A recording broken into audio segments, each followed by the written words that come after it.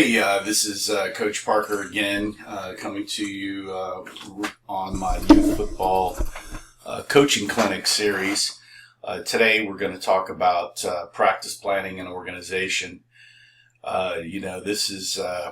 This really gets down to the heart of how well you manage your football team. Perfect practice is what it's all about.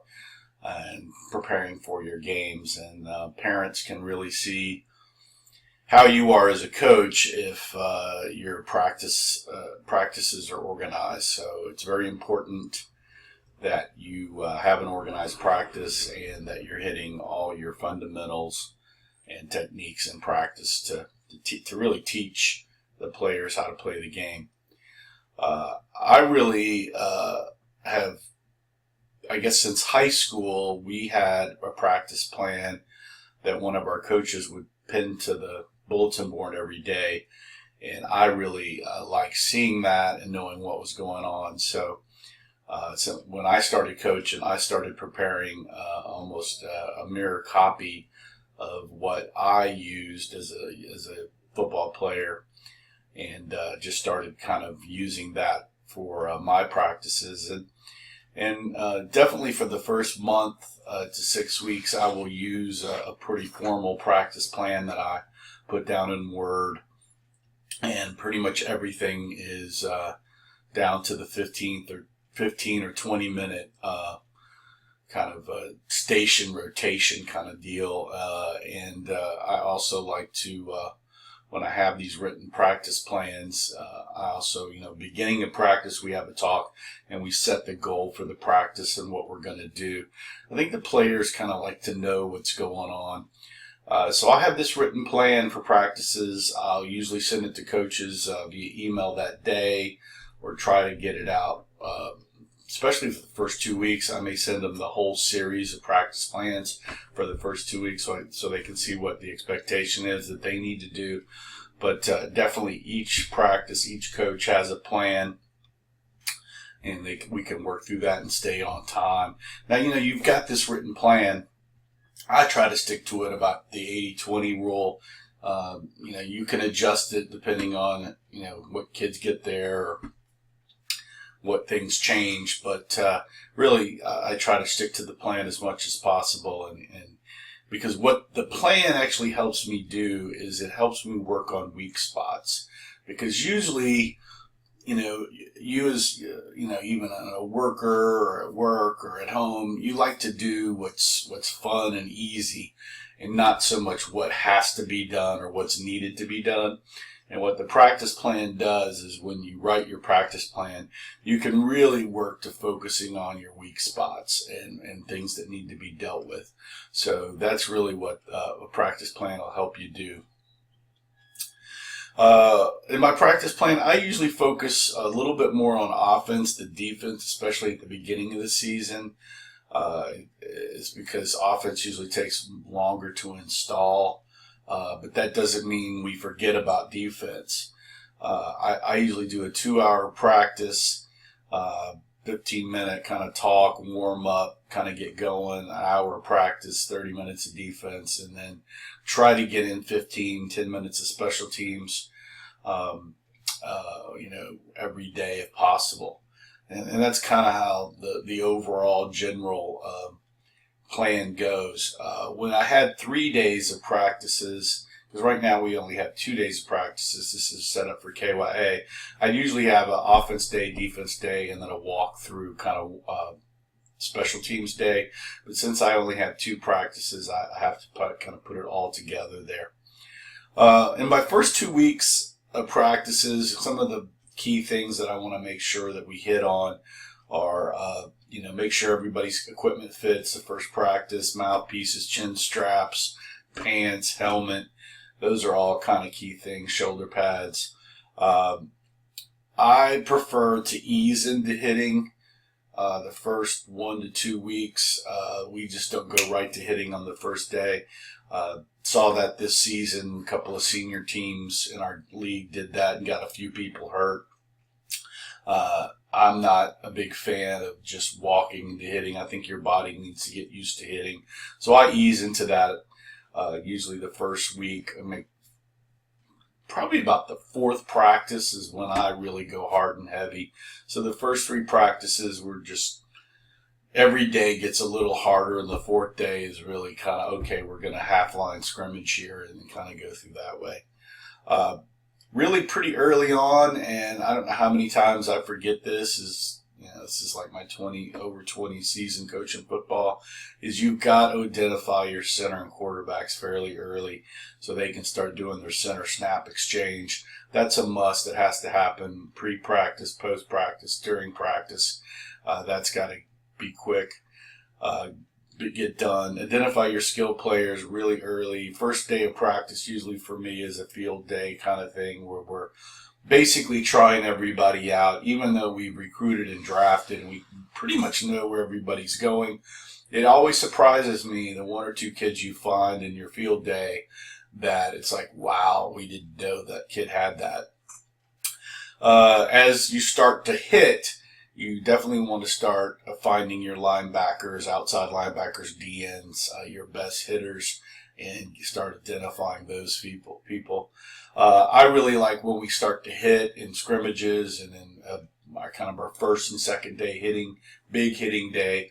I like to videotape that, so all of my prejudice goes out the door and I can review film, and you really start to see who's a good hitter and not a hitter, or how many times I've found hitters in the videotape versus what my perception from the recruiting and draft told me I should have hitters. So it's always a good idea to film practices and scrimmages. My practices are really set up with multiple drill stations. I know that's a Jack Reed and Coach Caesar thing. I'm kind of into that same thing. Keeps the practices going quicker. You want to keep your pace pretty fast. That's the reason 15, 20-minute stations. If you go into like this 30-minute thing, break them up into 15. Do something in between and 15 because the kids like that break up mentally. I like to end my practice with fun versus just running 40s and everybody throwing up. We usually run in the practice with the game, like a chase game, or long ball, versus, just running 20 wind sprints. Kids just, they don't like to have that memory of the practice sucked. So be careful of that. The other thing is I really like, I'm getting older now and it's harder, but you really need to demonstrate all of your drills and show the kids how things work. I've started using a lot of YouTube kind of film for drill demonstrations. If I find a good one where the kids can watch it and then they can come out and then we can go right into it. But make sure you're demonstrating, just not telling the kids how to do things, because the demonstration works 1,000 times better than your words. You also want to say things and do things differently, like 3 or 4 different ways. Some kids pick up on things differently, so make sure you're doing that. And also, as a coach, I know my coach, Coach Lewis, when I was playing football in Houston at the Spring Branch YMCA Dad's Club, he was always the first to arrive and the last to leave. You just want to make sure you're that person. I know I get to practice at least 20 minutes early, and then I'm the last to leave practice and waiting on, if a parent is late or whatever. So that's a big deal to parents. It's a safety thing. So if you're not doing that, you should definitely consider that. The other thing, hey, look, your players, and most importantly, your other assistant coaches, the reason you have a practice plan is they can't read your mind. They don't know what you're going to do that day or the next day or whatever. And it really helps them to have that structure.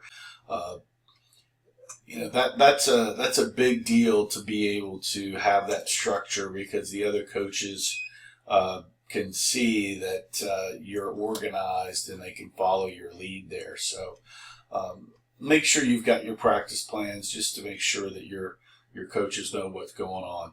Another big thing that really works out well is if you share your practice plan with your parents. man, you look organized, and that's half the battle. So that's also a good thing. Here is so Lombardi. The other thing I see a lot of coaches do is they run a lot of kids at the first of practice. And they're doing a bunch of warm ups, and basically they wear the kids out before practice even starts. Once a kid's tired, his learning ability is pretty low. So just be careful that you haven't worn them out before you actually get into a teaching system. Also, for most kids under 12 years old, all the stretching and the warm ups and everything you do doesn't really, a lot of books say, experts say, doesn't really need to happen. So you want to think about that. You can save some time there. We've kind of implemented some special team drills for warm ups. So that kind of works out kind of good there. So think of fun ways and ways that you can speed up your practice by doing drills, kind of dynamic drills for warm-ups and conditioning there, and do that.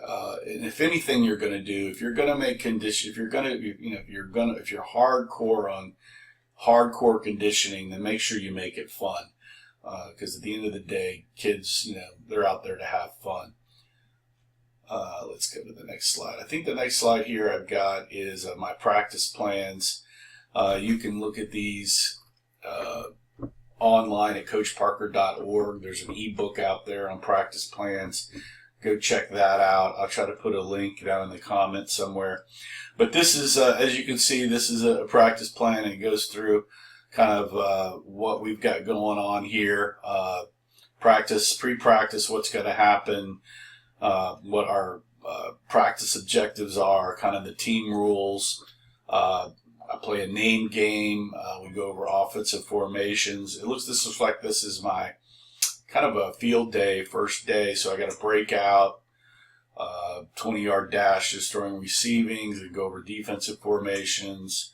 Looks like breakout number 2 for centers, and then the deer hunter game, and then cadence sprints. And those are just like little 10-yard things. We do like probably 10 of them just to make sure we get our cadence down. And then let's see, this other practice looks like it's about a month later, going in offensive huddle, breakouts. So you can see the breakouts, kick return sprints there. So that's where we've got a special teams drill helping us get in condition, and quarterbacks center practice there. So you can see that's a pretty detailed plan. It goes through the breakouts of every 15 minutes there.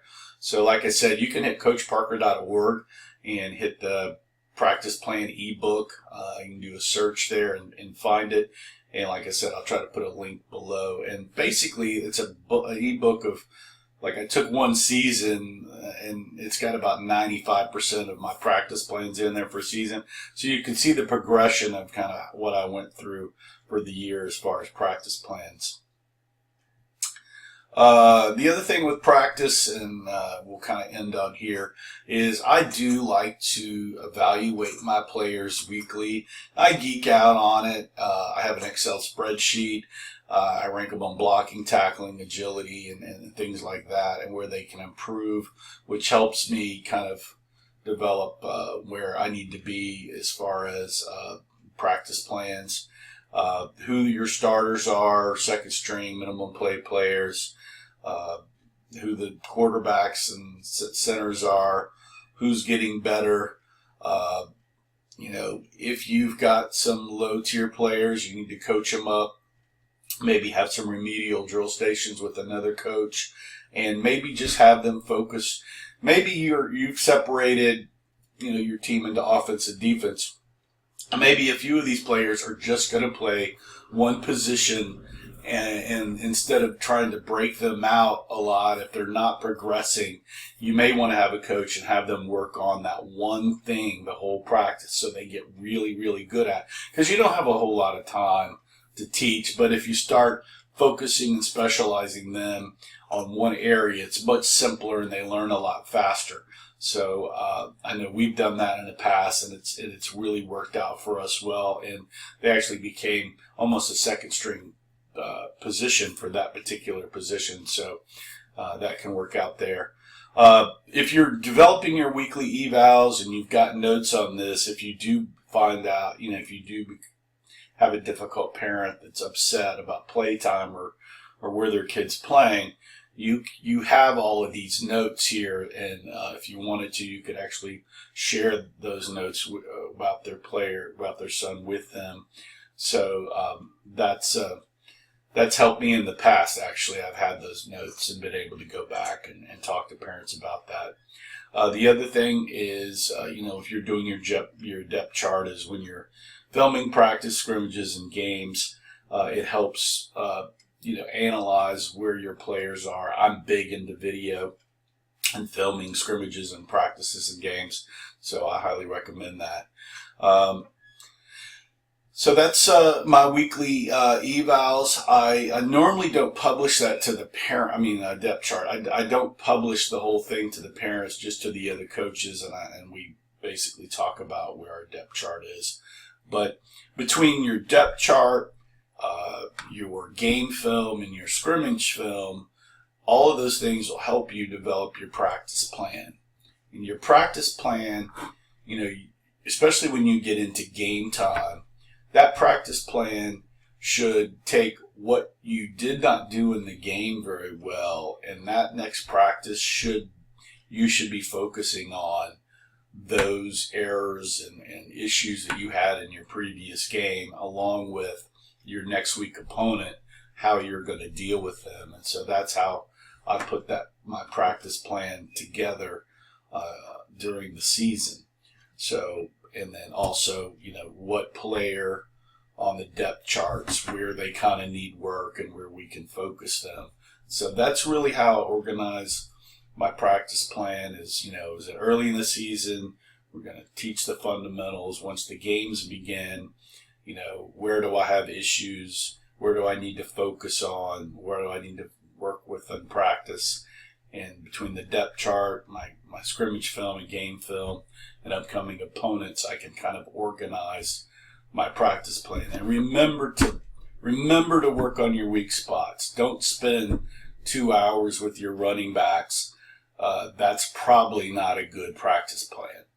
So I hope that helps. If you've got any questions, please leave comments below.